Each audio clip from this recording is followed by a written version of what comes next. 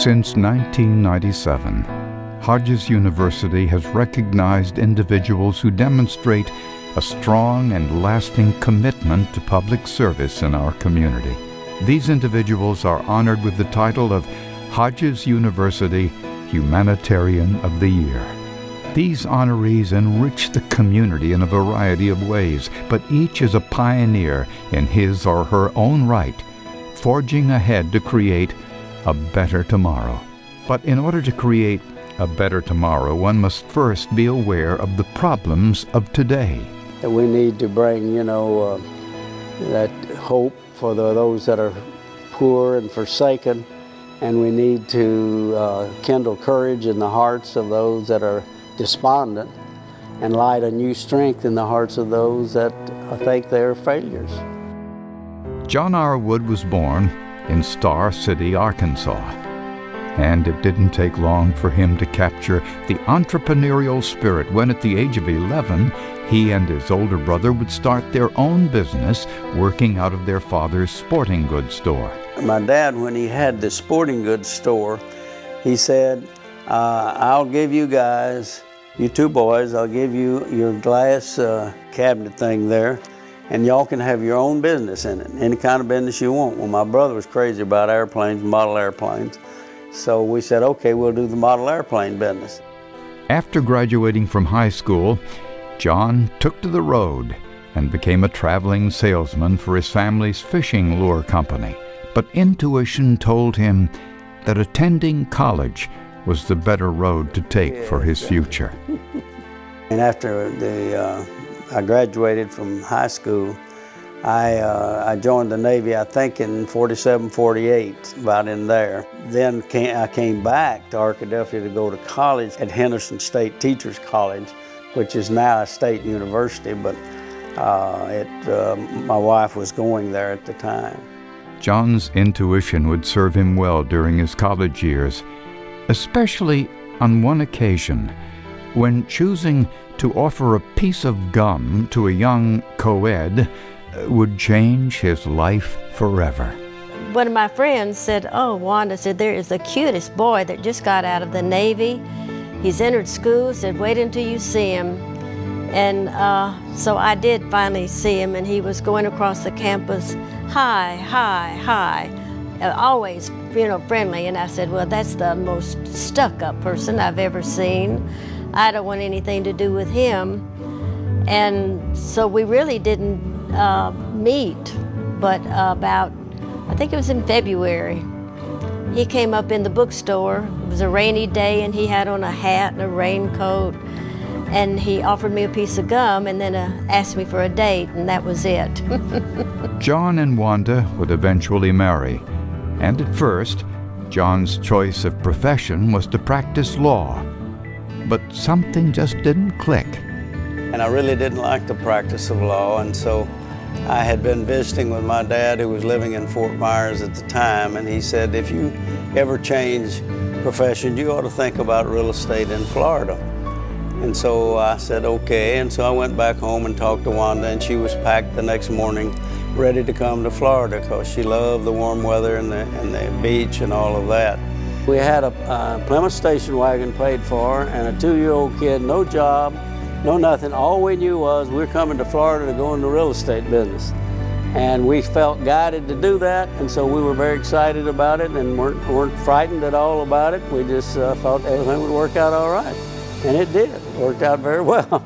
They instantly loved the area and its small town feeling. The Rexall Drugstore on 5th Avenue South, the annual Swamp Buggy Parade, and the Quonset Hut Theater.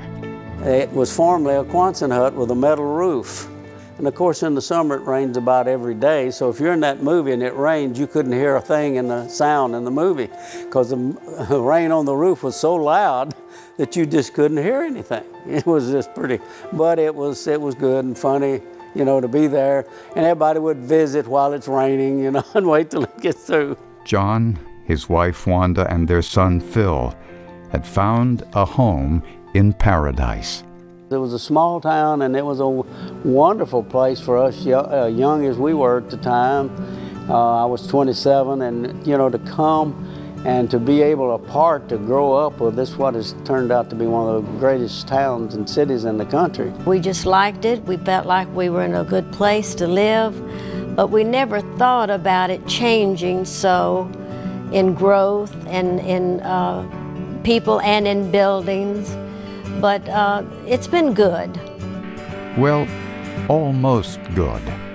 Well, I went down to Key Wading to show a strip of land there, and in a minute I was covered with mosquitoes that must have been that big, just covered with them.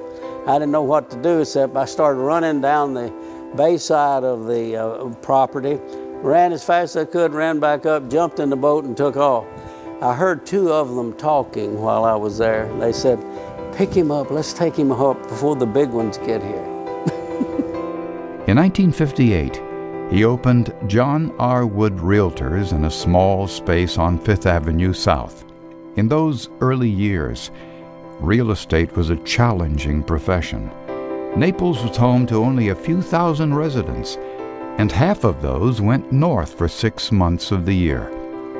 Still, John set out to immediately establish a reputation for integrity.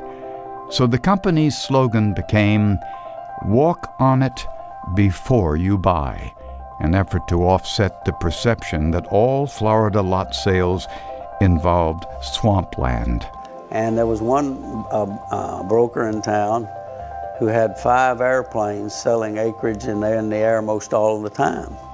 And so we found out very quickly that in the summer, with the rainy season, when you're up in an airplane, unless the sun is in the right reflection, there could be water all over that land and you wouldn't even know it.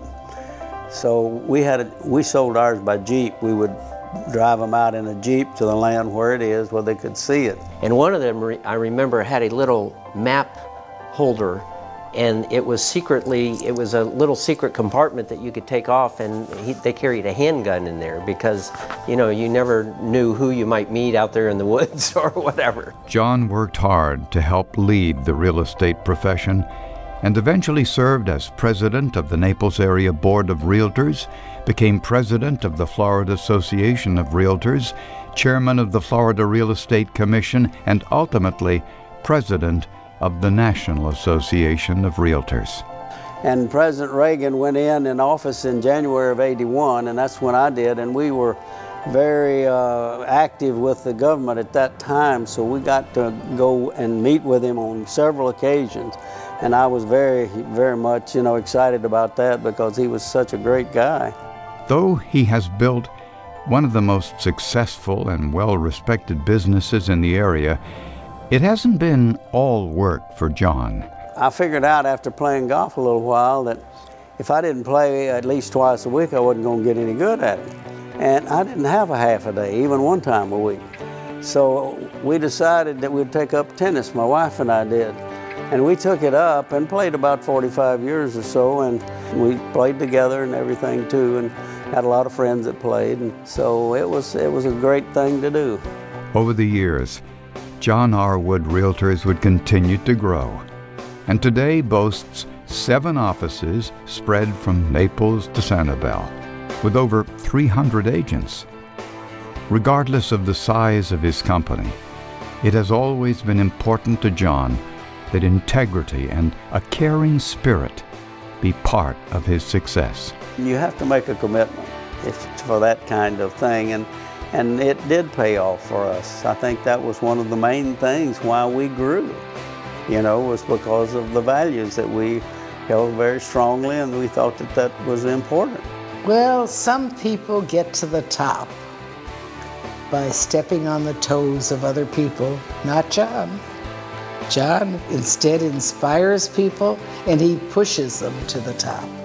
Despite his success, John R. Wood has always felt that he needed to give back, to make a difference in the community that he had served for over 50 years. It was, I think, was guided spiritually some ways, and all the time, you know, that in my life, and I might not at the time said, hey, you know, I'm feeling that's, but when I look back and I see those things, I know that there was this desire created for that, and to serve, and so I did it. I responded to it, you know, and when you respond or look for things or open to things, all these opportunities begin to go. Because there's a myriad of things out there that people can do, you know, that are very helpful to people who are in bad need.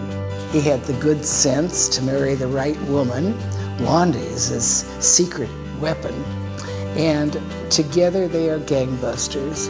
John and his wife Wanda have been involved in countless charitable organizations throughout the area, including the United Way, YMCA, the Conservancy, and the Salvation Army, among others. One of the many charitable organizations that John is most passionate about is St. Matthew's House. Well, he's a very caring individual, and he is particularly interested in helping those who are not as fortunate. That's the joy out of it, is seeing somebody else really get through their problems and better, whether it be material, whether it be sickness, whether it be homelessness or whatever, you know. Even back when I was a kid, he used to help provide some tuition for kids that might not otherwise be able to go to school by, you know, just very quietly and not through any structured program, just individually for them. So yes, he's definitely exhibited humanitarian qualities for a very long time. He has helped young people make their transitions into the real life world, and he may be small in stature, but he's big in heart and big in what he does.